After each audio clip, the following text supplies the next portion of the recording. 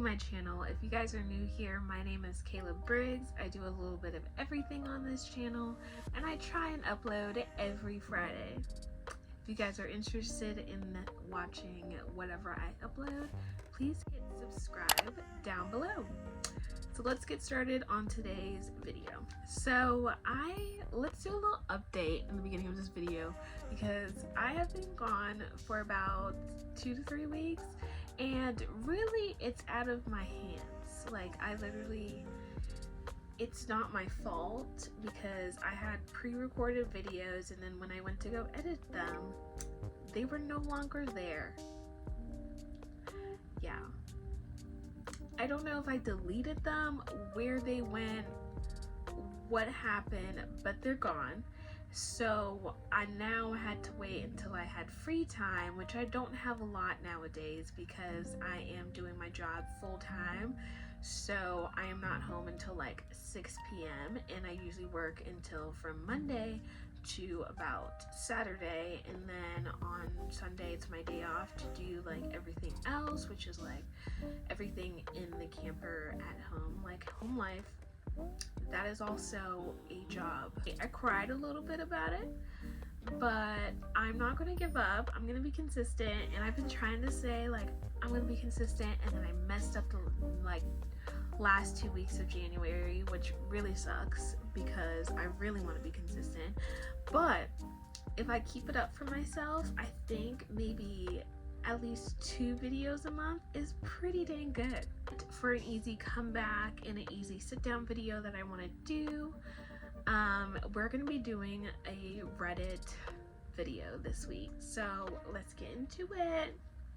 So we're gonna be starting off with a banger. Okay, am I the a-hole for disinviting my friend, apparently there's quotations, to my wedding? I'm getting married in April. I'm female, 35, and my fiance is male, 32. Not sure if that's relevant. My friend Hannah, 32, was dating her now ex-boyfriend Jacob, 30, for 3 years, and we assumed everything was going great because they seemed perfect. They talked about marriage and living together. Okay.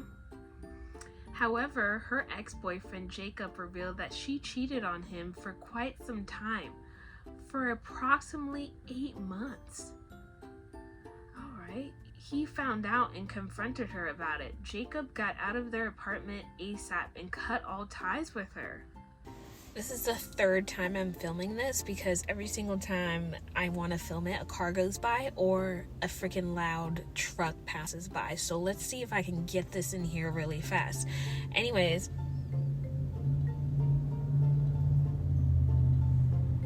the friend was cheating on her boyfriend for 8 months and didn't even say anything to her friend. So obviously they're not like that friendly together, so it's insignificant.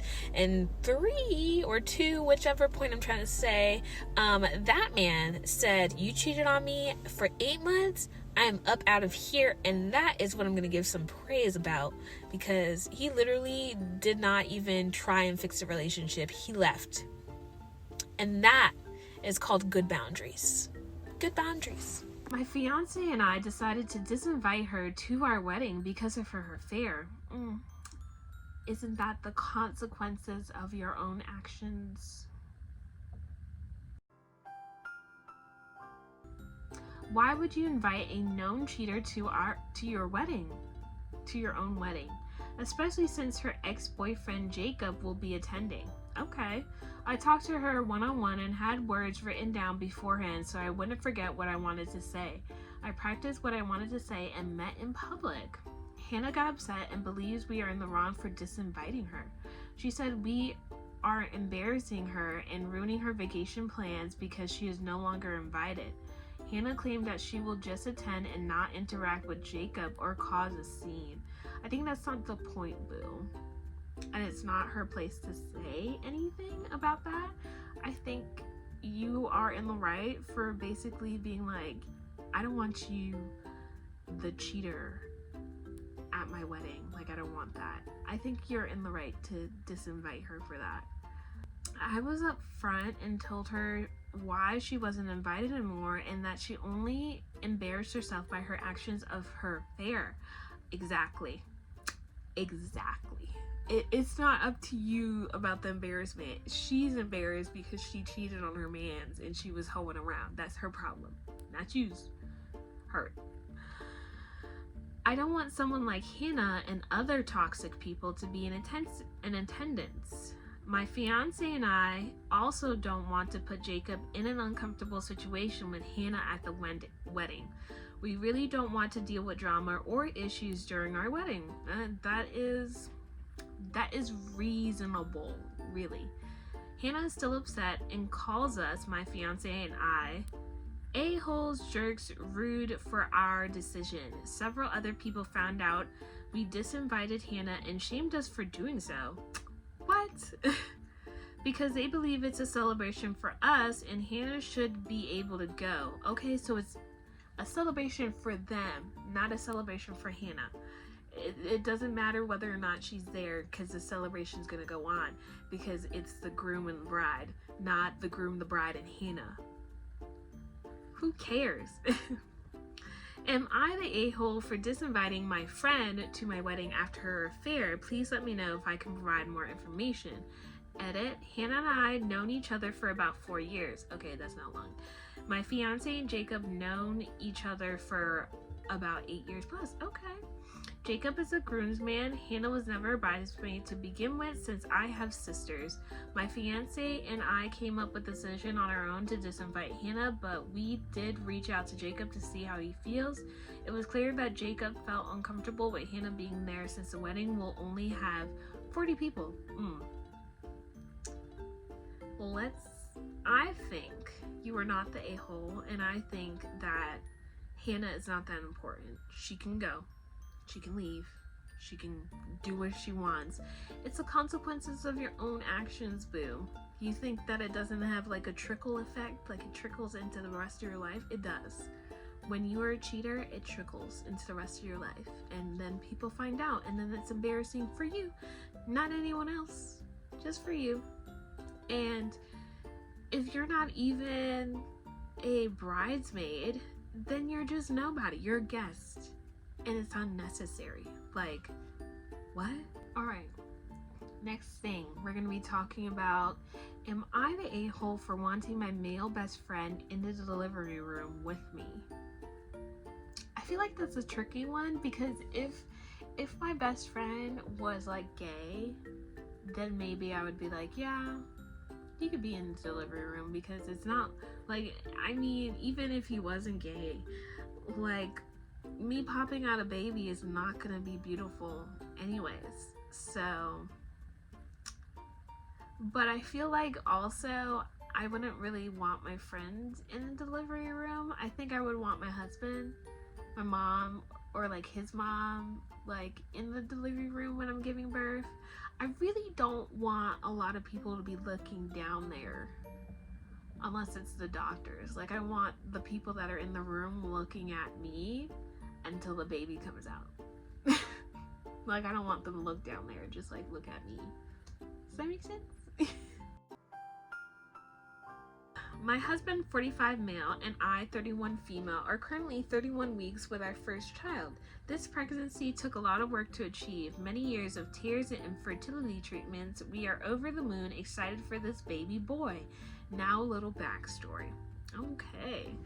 My best friend, 31 male, and I have been best friends since we were 5. Neither of us had the best childhoods growing up, and we leaned on each other for a lot of support. When we were 14, we tried the dating thing, but it only lasted a week before he came out as being gay. See, yeah, this is where I thought it was gonna go. If he's gay, I think it's not a big deal. But I also think it's interesting that you want your friend to be there. But it's your decision on who you want there. If you find this best friend to be important to you and you want him to be there as like an uncle and a godfather, then yeah, go for it.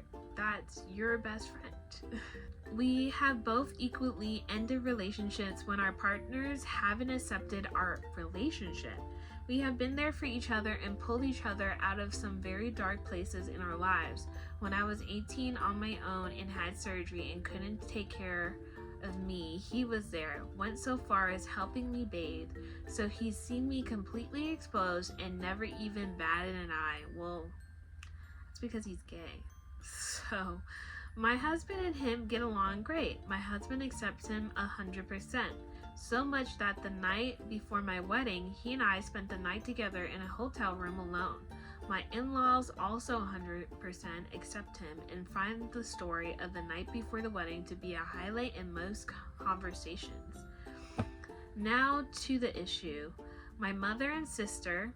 I am very low contact with my mother due to the emotional and physical abuse she subjected to me over the years. Okay. Only reason I don't have her blocked is because she keeps me updated on my grandmother. Okay, my sister is younger than me, has 3 kids. First was born when she was only 15 and has a similar personality to my mother. I have higher contact with my sister, but still not a lot.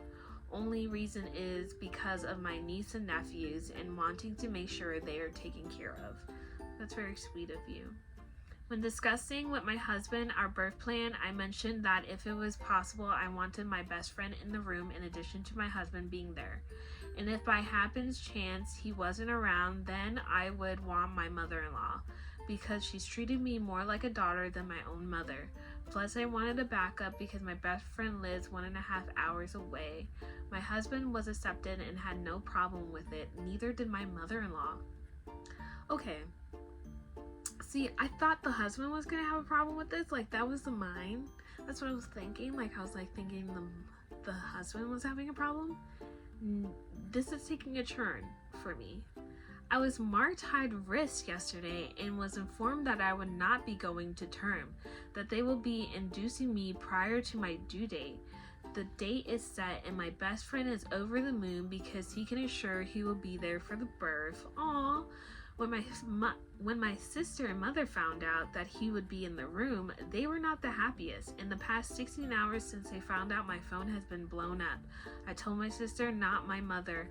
I also did not include the date or say the date was set yet, just that they won't let me go to term, calling me an a-hole because I should have either my sister or mother in the room instead, and that it is their right to be in the room. Who's right? Who's right? What? Girl, if you don't nip them in the bud, they don't got no right. You're the person who's giving birth. It's your right to be in the room. Everybody else don't gotta be there. Your husband, he don't need to be there if you don't want him there. Your best friend, he don't need to be there if you don't want them there. Your mother, she don't need to be there if you don't want her there. What the frick? Who says that? It's their right? Where? And what law is it their right? Because I don't think so. I don't see the law. I'm not seeing it. I'm really pissed about this. They get more upset when I told them they were never an option to be in the room. Girl, I could have told you that. They have even gone so far to try and contact my best friend, but he blocked them. But they have me thinking I may be wrong in my decision. They have made comments about how I am turning my back on family. My sister has even gone so far to say that if I go through with this, she will never allow me to see my niece and nephews again. So I am wondering, am I the a-hole? Definitely not.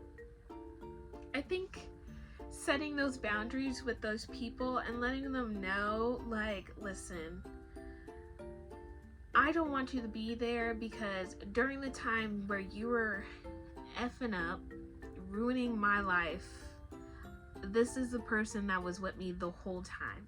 This was the person who was here for me when I was sick, when I was going through a tough time, when I felt my lowest, when I had my breakups, when I did this, when I did that. That person was there the whole time, so he deserves to be in this room just as much as you deserve in this room.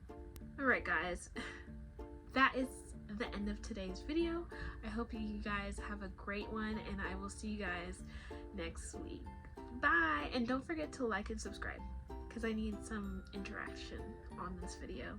Bye!